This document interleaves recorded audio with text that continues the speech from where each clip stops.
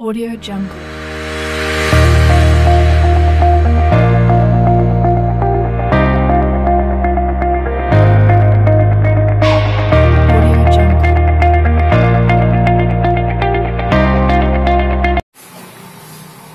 अस्सलामुअलैकुम वरहमतुल्लाहि वबरकातुह। Chemistry zone 2020 YouTube channel में आपનું स्वागत है। केम छो विद्यार्थी मित्रों? अगाउना विडियो लेक्चर में आपणे गिब्सनी मुक्त ऊर्जा सुधीनी वात करेली अने विद्युत रासायनिक कोष द्वारा उत्पन्न थता महत्तम कार्यनी वात करेली अने तेना परथी आपणे सूत्र टाळवेलुं delta G is equal to minus NF E0 cell अथवा delta G0 is equal to minus NF E0 cell आ प्रकारનું આપણે સૂત્ર તારવેલું હતું। બરાબર છે। હવે આ મુક્ત ઊર્જાની મદદથી આપણે પ્રક્રિયાની સ્વયંસ્ફુરિતા કેવી રીતે નક્કી કરી શકીએ કે ભાઈ પ્રક્રિયા આપમેળે ક્યારે થાય અથવા પ્રક્રિયા આપમેળે થશે કે કોઈ બાહ્ય પરિબળની જરૂર પડશે એ નક્કી આપણે ગિબ્સ ઊર્જાની મદદથી કઈ રીતે કરી શકીએ। એના માટે जो प्रक्रिया आपमेळे थती होय स्वयंस्फुरित प्रक्रिया होय तो तेना माटे याद राखवानुं के कोईपण बाह्य परिबळ असर ना करतुं होय प्रक्रिया थवा माटे तो याद राखवानुं के गिब्सनी मुक्त ऊर्जा अथवा मुक्त ऊर्जामां थतो जे फेरफार छे ए हमेशा नेगेटिव आवे अने कोषना कोष पोटेन्शियलनुं मूल्य हमेशा पॉजिटिव आवे। बराबर छे। कोई प्रक्रिया एवी होय के जे आपमेळे थाय छे अथवा तमने दाखलो आपे अथवा MCQ मां पूछे एक प्रक्रिया है शू आ प्रक्रिया आपमेळे थशे ते जणावो अथवा प्रक्रिया स्वयंस्फुरित है ते जणावो तो तमारे शू नक्की करवानुं बे वस्तु शोधी काढवानी डेल्टा जी નું મૂલ્ય શોધી કાઢવાનું અને E0 સેલનું अथवा E સેલનું મૂલ્ય શોધી કાઢવાનું। એ બે પરથી તમે નક્કી કરી શકો કે પ્રક્રિયા સ્વયંસ્ફુરિત છે કે નથી। જો ડેલ્ટા G તમારું <0 એટલે નેગેટિવ આવે તો પ્રક્રિયા સ્વયંસ્ફુરિત છે अथवा E સેલનું મૂલ્ય તમારું <0 આવે તો પણ તમે એવું કહી શકો કે પ્રક્રિયા સ્વયંસ્ફુરિત છે। અને બીજું બિન સ્વયંસ્ફુરિત એટલે કે પ્રક્રિયાને થવા માટે બાહ્ય પરિબળની અસરની જરૂર છે તો એના માટે શું આવશે डेल्टा जी નું મૂલ્ય એટલે કે મુક્ત ઊર્જામાં થતા ફેરફારનું મૂલ્ય તમારું પોઝિટિવ આવવું જોઈએ અને E સેલનું મૂલ્ય તમારું નેગેટિવ થવું જોઈએ તો પ્રક્રિયા તમારી કેવી થશે બિન સ્વયંસ્ફુરિત એટલે કે આપમેળે થશે નહીં। બરાબર છે। હવે આગળનો ઇમ્પોર્ટન્ટ ટોપિક છે જેના મદદથી તમારે ઘણા બધા દાખલા અને એક્ઝામ્પલ પણ ગણવાના આવશે પરીક્ષામાં થિયરી તરીકે પણ પૂછાઈ શકે। એ છે તમારો નળનસ્ત સમીકરણ। નળનસ્ત સમીકરણને E સેલ અને E0 સેલ વચ્ચેના સંબંધ પણ કહી શકાય। વિદ્યાર્થી મિત્રો અગાઉ અત્યાર સુધી આપણે જે વાત કરી એ પ્રમાણિત વિદ્યુત રાસાયણિક કોષની વાત કરી। કેવા કોષની? પ્રમાણિત વિદ્યુત રાસાયણિક કોષ એટલે અત્યાર સુધી જે વાત કરી આપણે E0 સેલની જ વાત કરી। બરાબર છે। અત્યાર સુધી જે આપણે કોષ પોટેન્શિયલ પણ જે મેળવતા હતા એ પ્રમાણિત હાઇડ્રોજન વિદ્યુત ધ્રુવના સંદર્ભમાં મેળવતા હતા અને એને કારણે આપણને જે કોષ પોટેન્શિયલ મળતો હતો એ કેવો હતો પ્રમાણિત રિડક્શન પોટેન્શિયલ મળતો હતો। બરાબર છે। એટલે કે E0 સેલ મળતો હતો। હવે આપણે કોઈક વિદ્યુત રાસાયણિક કોષ એવો હોય કે જેનો કોષ પોટેન્શિયલ તમારે પ્રમાણિત ના હોય અથવા એ કોષ કેવો હોય પ્રમાણિત ના હોય। પ્રમાણિત કોષ કોને કહેવાય કે જેની સાંદ્રતા 1 મોલર હોય જે કોષનું તાપમાન 25 ડિગ્રી સેલ્સિયસ હોય અને વાયુરૂપ વિદ્યુત ધ્રુવ વાપરેલો હોય તો વાયુનું દબાણ 1 એટમોસ્ફિયરિક હોય તો જ તમે કોષને પ્રમાણિત કોષ કહી શકો। એટલે આપણે જો કોઈ કોષ એવો હોય વિદ્યુત રાસાયણિક કોષ વ્યવહારમાં કોઈક એવો હોય કે જે પ્રમાણિત નથી અથવા બિન પ્રમાણિત કોષ છે તો આવા બિન પ્રમાણિત કોષનો કોષ પોટેન્શિયલ કેવી રીતે મેળવી શકાય એના માટે નળનસ્ત નામના વૈજ્ઞાનિક એક સમીકરણ તારવેલું એ સમીકરણની મદદથી કોઈ પણ કોષનો તમે કોષ પોટેન્શિયલ મેળવી શકો। તો નળનસ્ત સમીકરણ શીખતા પહેલા થર્મોડાયનેમિક્સમાં મુક્ત ઊર્જામાં થતો ફેરફાર અને પ્રક્રિયાનું ભાગફળ વચ્ચેનો સંબંધ તમે 11મા ધોરણમાં ભણીને આવ્યા। ત્યારે થર્મોડાયનેમિક્સ તમે ભણતા હતા 11મા ધોરણમાં ત્યારે મુક્ત ઊર્જામાં થતો જે ફેરફાર છે અને પ્રક્રિયાનું ભાગફળ જે છે એના વચ્ચે સંબંધ જે દર્શાવતું સમીકરણ છે તે તમે 11મા ધોરણમાં ભણીને આવ્યા। એ સમીકરણ કંઈક આવું હતું delta G is equal to delta G0 plus RT ln Q। આ પ્રકારનું સમીકરણ તમે 11મા ધોરણમાં થર્મોડાયનેમિક્સમાં ભણીને આવ્યા। કોનું સમીકરણ હતું આ? મુક્ત ઊર્જામાં થતો ફેરફાર અને પ્રક્રિયાનો ભાગફળ વચ્ચેના સંબંધ દર્શાવતો। આ જ સમીકરણનો ઉપયોગ કરીને આપણે નળનસ્ત સમીકરણ મેળવી શકીએ। બરાબર છે। આ સમીકરણ જે હતું એ ln માં છે. ln માંથી આપણે log માં લખવું હોય તો આપણને ખબર છે 2.303 વડે ગુણી દેવાનું. તો delta g is equal to delta g0 plus 2.303 RT log Q. આધાર તમારો 10 નો થઈ જશે. બરાબર છે. ln માંથી log માં કન્વર્ટ કરીને હવે આપણે જાણીએ છીએ કે Q શું છે. આપેલા સમીકરણમાં Q શું છે? પ્રક્રિયા ભાગફળ. પ્રક્રિયા ભાગફળ એટલે શું કે ભાઈ નિપજની સાંદ્રતા ના છેદમાં પ્રક્રિયકની સાંદ્રતાનું જે મૂલ્ય આવે એને કહેવાય પ્રક્રિયા ભાગફળ. 11મા ધોરણમાં તમે સંતુલન ચેપ્ટરમાં ખાસ કરીને ભણ્યા હશો કે પ્રક્રિયા ભાગફળ કોને કહેવાય. બરાબર છે. તો Q એ તમારું શું છે? પ્રક્રિયા ભાગફળ. ડેલ્ટા G તમારો મુક્ત ઉર્જામાં થતો ફેરફાર છે. ડેલ્ટા G0 તમારો પ્રમાણિત મુક્ત ઉર્જામાં થતો ફેરફાર છે.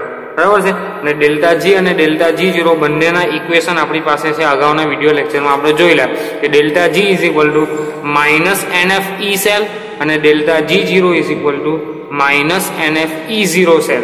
બરાબર છે. આ બંને ઇક્વેશનની કિંમત આપણે ઉપરના સમીકરણમાં મૂકીએ. ડેલ્ટા G ની જગ્યાએ માઇનસ NF E સેલ અને ડેલ્ટા G0 ની જગ્યાએ માઇનસ NF E0 સેલ આપણે મૂકીએ. આપણને સમીકરણ કંઈક આવું મળશે. Minus NF E cell is equal to minus NF E0 cell. Delta G ની જગ્યાએ આ મૂક્યું, ડેલ્ટા G0 ની જગ્યાએ આ મૂક્યું, પ્લસ 2.303 RT log Q. બરાબર છે. હવે આપણે શું કરીએ? આ જમણી બાજુ જે છે, જમણી બાજુ માટે આપણે માઇનસ નિશાની કોમન કાઢી. માઇનસ નિશાની કોમન કાઢી લીધી એટલે આ પદ તમારું પ્લસ થઈ જશે, આ પદ તમારું માઇનસ થઈ જશે. ઓકે. બંને તરફથી માઇનસ નિશાની કેન્સલ કરીએ અને દરેક પદને આપણે NF વડે ભાગી દઈએ. દરેક પદને કેટલા વડે ભાગી દઈએ? NF વડે. એટલે આ પદને NF વડે ભાગી દો તો NF NF કેન્સલ થાય, શું બચે? E સેલ બચે. આ પદને NF વડે ભાગો તો NF NF કેન્સલ થાય, અહીંયા શું બચે? E0 cell.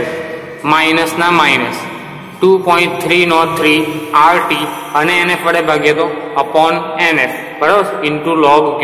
આ એક સમીકરણ મળ્યું. બરાબર છે. હવે 2.303 ને આપણે ફરીથી પાછું ln માં લખવું હોય તો શું લખી શકાય? E cell is equal to E0 cell minus RT upon NF ln Q. તો આ જે સમીકરણ આવ્યું એ કોનો કોનો સંબંધ દર્શાવે છે? પ્રમાણિત વિદ્યુત રાસાયણિક કોષનો કોષ પોટેન્શિયલ અને બિન પ્રમાણિત વિદ્યુત રાસાયણિક કોષના કોષ પોટેન્શિયલ વચ્ચેનો સંબંધ દર્શાવતું સમીકરણ આવ્યું. E સેલ અને E0 સેલ વચ્ચેનો સંબંધ દર્શાવતું સમીકરણ આવ્યું. આ સમીકરણ નર્નસ્ટ નામના વૈજ્ઞાનિકે સૂચવેલું, માટે એને કયું સમીકરણ કહેવામાં આવે? નર્નસ્ટ સમીકરણ કહેવામાં આવે છે. હવે આ સમીકરણમાં આપણે જાણીએ છીએ તે મુજબ તાપમાન આપણે 25 ડિગ્રી સેલ્સિયસ એટલે કે 298 કેલ્વિન લઈ શકીએ. T ની કિંમત. F ની કિંમત આપણે જાણીએ છીએ 96,500 કુલમ. એ આપણે મેળવેલી અગાઉના વિડીયો લેક્ચરમાં. R તમારો અચળાંક 8.314 જૂલ પર કેલ્વિન ઇન્ટુ મોલ. એ પણ તમે 11મા ધોરણમાં ભણીને આવ્યા. R. બરાબર છે. તો T, F અને R આ ત્રણ વેલ્યુ ઉપરના સમીકરણમાં, આ સમીકરણમાં આપણે મૂકીએ તો આપણને એક નવું સમીકરણ મળશે. E cell is equal to E0 cell minus calculation કરશો બધી કિંમતો મૂકીને તમને સમીકરણ મળશે 0.0591 અપોન n. n ની કિંમત નથી મૂકવાની, n ના n જ રહેશે, ઇન્ટુ log Q. તો આ જે સમીકરણ આવ્યું તમારું શું છે? નર્નસ્ટ સમીકરણ. બરાબર છે. નર્નસ્ટ સમીકરણ પરથી તમે બે માહિતી મેળવી શકો કે જેમ પ્રક્રિયા ભાગફળ Q નું મૂલ્ય બદલાય તેમ E સેલ નું મૂલ્ય બદલાય. કેમ કે Q ડિપેન્ડ કોના પર કરે? E સેલ કોના પર ડિપેન્ડ કરે? Q પર ડિપેન્ડ કરે. બરાબર. એટલે આનું મૂલ્ય બદલાય તો E સેલ નું મૂલ્ય બદલાય, પરંતુ Q નું મૂલ્ય જો બદલાય તો E0 સેલના મૂલ્યમાં કોઈ ફરક પડતો નથી. બરાબર છે. કેમ કે આ આના પર ડિપેન્ડન્ટ નથી. E0 સેલ તો ઇન્ડિપેન્ડન્ટ વસ્તુ છે. એટલે Q નું મૂલ્ય જો બદલાય તો E સેલ નું મૂલ્ય બદલાય, પરંતુ આના મૂલ્યમાં કોઈ ફેર પડતો નથી. બરાબર છે. ચાલો હવે આપણે કોનું સમીકરણ મેળવ્યું? નર્નસ્ટનું સમીકરણ મેળવ્યું. હવે આપણે આ સમીકરણ પરથી આ આખા કોષ માટે આવ્યું. કોના માટે આવ્યું? આખા કોષ માટે. માની લો કે આપણી પાસે બે અર્ધ કોષ. બરાબર છે. મારે બંને અર્ધ કોષનો અલગ અલગ મારે કોષ પોટેન્શિયલ મેળવવો છે. પ્રમાણિતની વાત નથી કરતો, કોષ પોટેન્શિયલ E સેલ મેળવવો છે. તો એ કેવી રીતે મેળવી શકાય? એના માટે આપણે બે કેસ વિચારીએ. પહેલો કેસ આપણો કે ધારો કે મારો અર્ધ કોષ રિડક્શન અર્ધ કોષ છે. કયો કોષ છે? રિડક્શન અર્ધ કોષ. અને એ રિડક્શન અર્ધ કોષનો રિડક્શન પોટેન્શિયલ મારે શોધવો છે. શું શોધવો છે? રિડક્શન કોષ પોટેન્શિયલ મારે શોધવો છે રિડક્શન અર્ધ કોષનો. તો રિડક્શન પ્રક્રિયા માટે આપણે કોઈક રિડક્શન પ્રક્રિયા લઈ લે. માની લો કે મારો રિડક્શન અર્ધકોષ આ પ્રકારનો છે, Mn+/m, બરાબર છે. M ફોર તમારો એની ટાઈપ ઓફ મટીરિયલ. M ની જગ્યાએ શું લેવાનું? કોઈ પણ મટીરિયલ હોઈ શકે. એની જગ્યાએ Zn હોય, Cu હોય, Ag હોય, Ni હોય, બરાબર છે. કોઈ પણ મટીરિયલ હોઈ શકે. આપણે વ્યાપક સ્વરૂપે શું લઈ લીધું? Mn+/m. તો આ તમારું રિડક્શન છે, બરાબર છે. રિડક્શન પ્રક્રિયા દર્શાવે. એના પરથી આપણે પ્રક્રિયા લખવી હોય રિડક્શન પ્રક્રિયા તો શું આવે? Mn+ aqueous + n electron will gives m solid, બરાબર છે. આ તમારી રિડક્શન પ્રક્રિયા આવી. આ રિડક્શન પ્રક્રિયા માટે આપણે પ્રક્રિયા ભાગફળ લખવાનો પ્રયત્ન કરીએ. તો પ્રક્રિયા ભાગફળ એટલે શું? મેં તમને આગળ કીધું, નિપજની સાંદ્રતાના છેદમાં પ્રક્રિયકની સાંદ્રતા. નિપજ કઈ મળે છે? m solid. તો m solid ની સાંદ્રતા છેદમાં પ્રક્રિયક કયો છે? Mn+. તો Mn+ ની સાંદ્રતા, બરાબર છે. વૈજ્ઞાનિકોએ સરળતા ખાતર જે સોલિડ હોય, જે ઘન પદાર્થ હોય, એ ઘન પદાર્થની સાંદ્રતાને અચળ રાખી અને એની સાંદ્રતાનું મૂલ્ય 1 મોલર લઈ લીધું. કેટલું લઈ લીધું? 1 મોલર.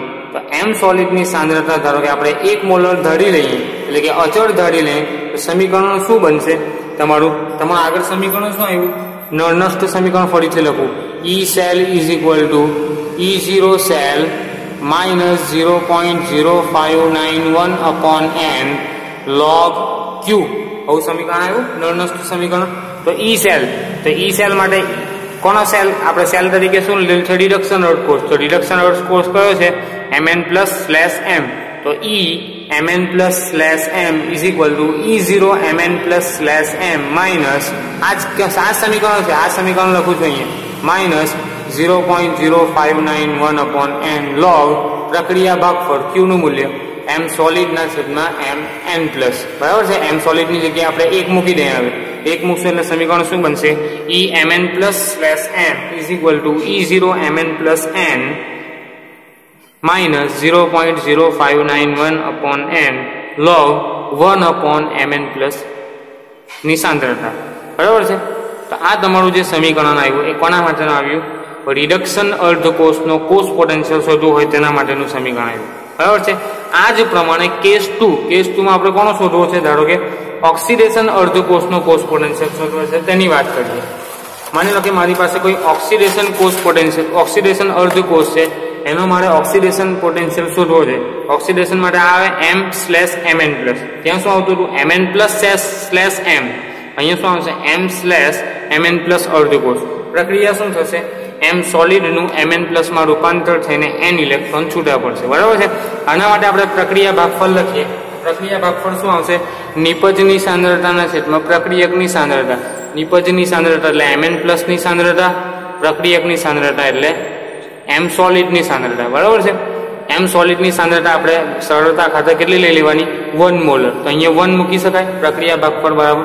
ચાલો સમીકરણ પર પાછા આવ્યા. નળનષ્ટ સમીકરણ E cell = E0 cell -0.0591/n log Q. આ સમીકરણમાં E સેલ ની જગ્યાએ શું લખાય? Em/Mn+, બરાબર છે.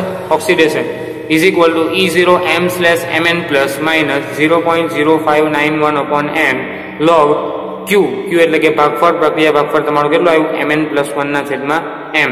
તો m સોલિડ બરાબર આપણે 1 લીધેલા છે, એટલે અહીંયા 1 મૂકીએ, બરાબર છે.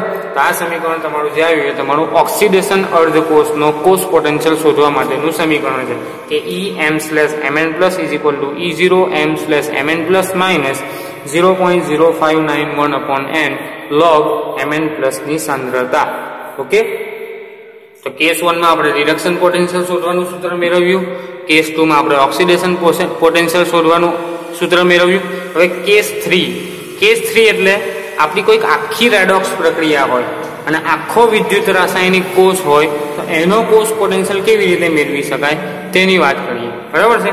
ચાલો, કોઈક પ્રક્રિયા મારી રેડોક્સ પ્રક્રિયા આ પ્રકારે છે કે પ્રક્રિયક A ના A મોલ પ્રક્રિયક B ના B મોલ સાથે પ્રક્રિયા કરીને n ઇલેક્ટ્રોનની આપલે દ્વારા નિપજ C ના C મોલ અને નિપજ D ના D મોલ બનાવે છે. આવી કોઈ પ્રક્રિયા છે, બરાબર છે. આ પ્રકારની પ્રક્રિયાઓ તમે ફેમિલિયર હશો જ. 11મા ધોરણમાં પ્રક્રિયા લખતા હશે વ્યાપક સ્વરૂપે કે A પ્રક્રિયકના A મોલ, B પ્રક્રિયકના B મોલ, C નિપજના C મોલ અને કેપિટલ D નિપજના સ્મોલ d મોલ. આ રીતે પ્રક્રિયા છે. અને પ્રક્રિયા ભાગફળ લખવું હોય તો શું લખાય? નિપજોની સાંદ્રતાના છેદમાં પ્રક્રિયકોની સાંદ્રતા. બરાબર છે. અહીંયા નિપજ તરીકે શું છે તમારું? C અને D બે પ્રકારની નિપજ છે. એની સાંદ્રતાને કેવી રીતે લખીએ?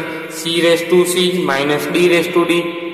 યાદ કરો 11મા ધોરણમાં સંતુલન ચેપ્ટરમાં આ રીતે લખતા હતા ને, C⁻C જેટલા મોલ લીધેલા એ ઘાટમાં લેવાના, તો C⁻C D⁻D નિપજની સાંદ્રતા છેદમાં પ્રક્રિયકની સાંદ્રતા A⁻A × B.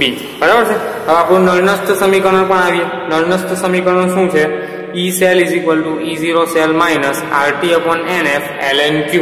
બરાબર છે. ચાલો, E cell = E0 cell - RT/NF ln પ્રક્રિયા ભાગફળ Q જે છે એની વેલ્યુ મૂકીએ આપણે C⁻C D⁻D/A⁻A × B⁻B. બરાબર છે. હવે આપણે શું કરીએ? RT/NF ની કિંમત મૂકી દઈએ. RT/NF. બરાબર છે. n ને n જ રહેવા દે. RT/F ની કિંમત મૂકી દઈએ. ln નું લોગમાં કન્વર્ઝન કરીને ડાયરેક્ટ કેલ્ક્યુલેશન કરીને આપણે સમીકરણ મેળવશું તો એવું આવશે E cell = E0 cell - 0.0591/n log C⁻C D⁻D A⁻A B⁻B. બરાબર છે. આ તમારું સમીકરણ કોણ આવ્યું? આખા કોષ માટે કોષ પોટેન્શિયલ શોધવાનું સૂત્ર આવ્યું. બરાબર છે. હવે ડેનિયલ કોષ હોય આપણી પાસે. કયો કોષ હોય? ડેનિયલ કોષ. પાછા ડેનિયલ કોષ પર આવ્યા. બરાબર છે. તો ડેનિયલ કોષ હોય તો એના માટે પ્રક્રિયા સમીકરણ કેવી રીતે શોધી શકાય અથવા નળનસ્થ સમીકરણ કેવી રીતે મેળવી શકાય? આ તમારી બુકમાં આપેલું છે. બરાબર છે. એ નળનસ્થ સમીકરણ માટે આ ઉપરનું પણ આપેલું છે બુકમાં, આ વસ્તુ પણ તમારી બુકમાં આપેલી છે. એટલે કેલ્ક્યુલેશન આપણે કરીએ કે નળનસ્થ સમીકરણ માટે આપણે કોષ પોટેન્શિયલનું મૂલ્ય કેવી રીતે મેળવી શકીએ. તો નળનસ્થ સમીકરણમાં આપણે ધારો કે કેથોડ છે, કેથોડ પર રિડક્શન પ્રક્રિયા થાય. બરાબર છે. કેથોડ પર રિડક્શન થશે, એનોડ પર ઓક્સિડેશન થાય. તો કેથોડ પર રિડક્શન અર્ધકોષ આવ્યો. રિડક્શન અર્ધકોષ માટે આપણે રિડક્શન પોટેન્શિયલ શોધવો છે. બરાબર છે. આપણે જાણીએ છીએ E0 cell = E right - E left. આવું સૂત્ર જાણી ગયા. E right - E left. બરાબર છે. E0 right - E0 left. આ E0 સેલ માટે.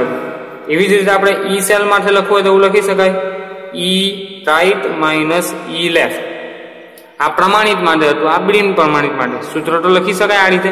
બરાબર છે. કોષ potential E right - E left. હવે E right અને E left શું છે? કેથોડ અને એનોડ. તો કેથોડ અને એનોડના આપણે રિડક્શન પોટેન્શિયલના મૂલ્યો નળનસ્થ સમીકરણથી મેળવીએ.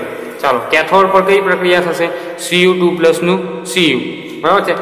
આપણી પાસે સમીકરણ છે નળનસ્થ સમીકરણ E cell = E0 cell - 0.0591/n log પ્રક્રિયકની નિપજની સાંદ્રતાના છેદમાં પ્રક્રિયકોની સાંદ્રતા. હવે આપણે કેસ 1 ની વાત કરું. કેસ 1 કયો છે? કેસ 1 પર આવીએ. કેસ 1 શું હતો? રિડક્શન અર્ધકોષનો રિડક્શન પોટેન્શિયલ શોધવા માટેનું નળનસ્થ સમીકરણ. શું આવેલું? આ આવેલું રિડક્શન અર્ધકોષ માટેનું. બરાબર છે. આ જ સમીકરણનો ઉપયોગ આપણે કેથોડ માટે કરીએ. કેથોડ શું છે? રિડક્શન પ્રક્રિયા. તો આ રિડક્શન પ્રક્રિયા માટેનું સમીકરણ છે નળનસ્થ સમીકરણ. તો રિડક્શન કઈ પ્રક્રિયા થાય? Cu2+ નું Cu માં રૂપાંતર. બરાબર છે. તો એના પરથી આ સમીકરણ પરથી આપણે m ની જગ્યાએ ખાલી Cu લખીએ તો શું સમીકરણ આવશે? જો હું સમીકરણ તમને બતાવું છું આની સાથે સરખાવું તો E Cu2+/Cu, તો E Cu2+/Cu E0 Cu2+/Cu -0.0591. અહીંયા n ની જગ્યાએ 2 આવશે. કેમ કે ડેનિયલ કોષમાં 2 ઇલેક્ટ્રોનની આપલે થાય છે એટલે 2 log 1/Cu2+ ની સાંદ્રતા. બરાબર છે. તો આ પ્રક્રિયા આવી રિડક્શન માટેની. ઓકે. તો કેથોડ પર આ થશે. એનોડ ની વાત કરીએ તો એનોડ માટે આપણો કેસ 2 એનોડ માટે આપણે તો હતો ઓક્સિડેશન થાય. એનોડમાં શું થાય? ઓક્સિડેશન પ્રક્રિયા. ઓક્સિડેશન પ્રક્રિયા માટે આપણે કોષ પોટેન્શિયલ શોધવાનું સૂત્ર તાળવ્યું નળનસ્થ સમીકરણ Emn = E0 m/Mn+ - 0.0591/n log Mn+ ની સાંદ્રતા. આ ઓક્સિડેશનમાં આપણે તાળવેલું છે તો એનો ઉપયોગ આપણે ઓક્સિડેશન એટલે કે એનોડ તરીકે કરીએ. એનોડ તરીકે કરશું તો શું આવશે? હું તમને બતાવું છું. એનોડ. બરાબર છે. એનોડ પર આપણે રિડક્શન પોટેન્શિયલ શોધવો છે. આપણે એવું લખી શકીએ E Zn2+/Zn E0 Zn2+Zn - 0.0591/2 log 1/Zn2+. બરાબર છે. હવે તમે કહેશો કે ઓક્સિડેશન પોટેન્શિયલમાં તો અંશમાં આવતું હતું અહીંયા આપણે કેમ નીચે છે 1/Zn2 પ્લસ લખ્યું? આપણે કેસ 2 માં શું હતું? કેસ 2 માં ઓક્સિડેશન પોટેન્શિયલ જે છે એમાં Mn પ્લસ તમારું અંશમાં આવે છે, 1 નથી. આપણે અહીંયા છે તે રિડક્શન પોટેન્શિયલ શોધવાનું છે. શું શોધવાનું છે? Reduction potential. ઓક્સિડેશન પોટેન્શિયલ નથી શોધવાનો. કારણ શું કે આપણું જે E0 સેલનું સૂત્ર છે E0 cell is equal to E0 right minus E0 left, એને અનુસંધાનમાં E સેલનું સૂત્ર શું બને?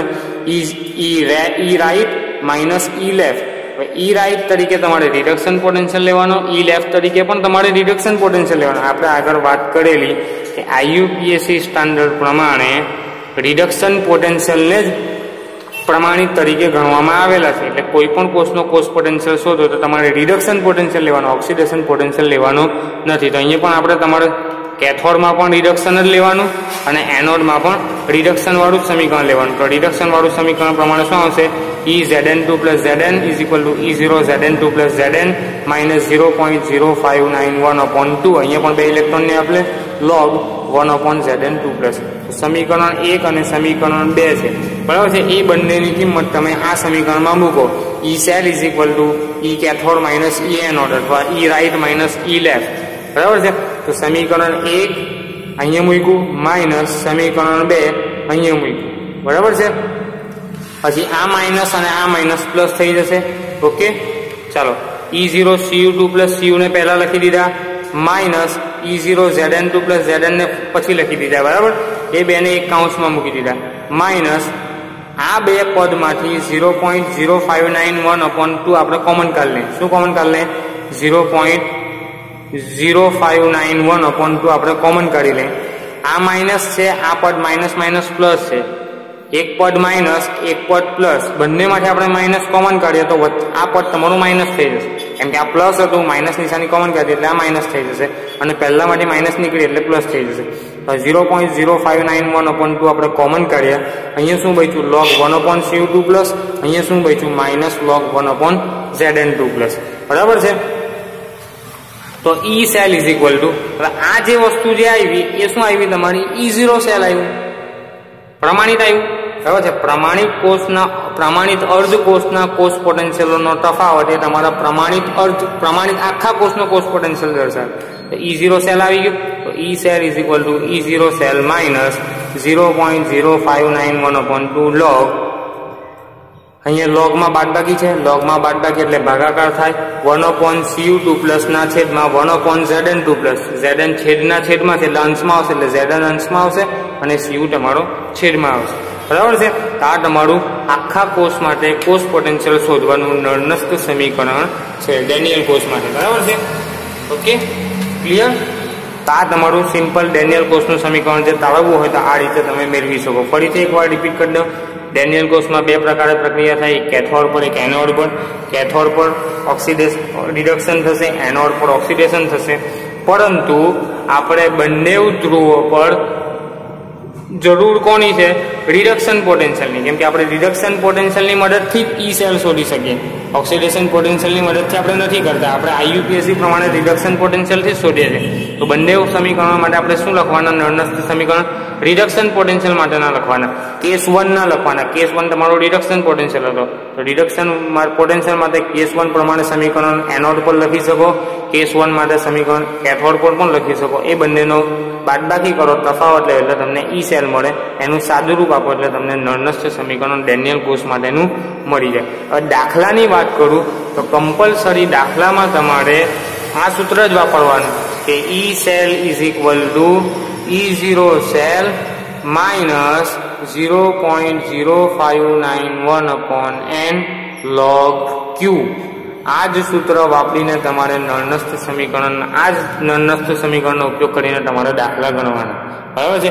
કે કોઈ દાખલો તમને આપેલો હોય, તમને કોઈ પ્રક્રિયા આપેલી હોય, ધારો કે પ્રક્રિયા આ રીતે આપેલી હોય, 2 મોલ A ના 3 મોલ B ના, એમાંથી બરાબર છે એક પ્રક્રિયા થઈને 3 મોલ C મળે અને 2 મોલ D મળે. આવી રીતે કોઈ પ્રક્રિયા તમને આપી દીધી હોય, બરાબર છે. રેડોક્સ પ્રક્રિયા તરીકે તમને આપેલી હશે, તો એ રેડોક્સ પ્રક્રિયા માટે તમારે E સેલ શોધવાનું પૂછાય. શું શોધવાનું પૂછાય? E cell. એ તમારે કઈ સમીકરણની મદદથી? નળનસ્ત સમીકરણની મદદથી તમારે શોધવાનું, બરાબર છે. એની આખી પદ્ધતિ છે, પ્રોસિજર છે, દાખલો કેવી રીતે ગણવાનો એ નેક્સ્ટ લેક્ચરમાં આપણે જોઈશું. Thank you.